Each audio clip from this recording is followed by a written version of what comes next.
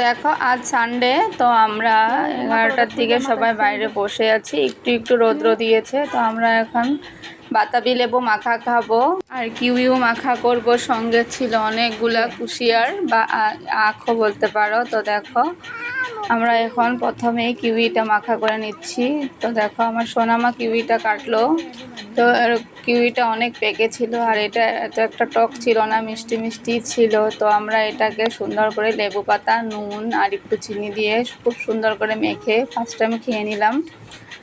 আর বাচ্চাগুলো কিন্তু খুব ভালো পেয়েছে, এটা একটু মিষ্টি মিষ্টি ছিল তাই। তারপর দেখো বাতাবি লেবুটা এখন কাটবো। আর একটা বোন ছিল, বোনটা সুন্দরভাবে দেখো কুসুলগুলো অনেকগুলো ছিল, সবগুলো টুকরো টুকরো করে কেটে নিচ্ছে। তো আমরা এইভাবে আজকে অনেক সময় বাইরে মজা করলাম, খেলাম, খুব ভালো লেগেছে, তাই ভাবলাম একটু তোমাদের সাথেও শেয়ার করি। তো দেখো আমি বাতাবি লেবুটা খুব সুন্দর করে কাটছি। আর এইসব জিনিস একা একা খেতে একটুও ভালো লাগে না, কয়েকজন সঙ্গে থাকলেই খেতে খুব ভালো লাগে। তো দেখো আমার সোনামা দৌড়ে গিয়ে লেবু পাতা নিয়ে আসলো।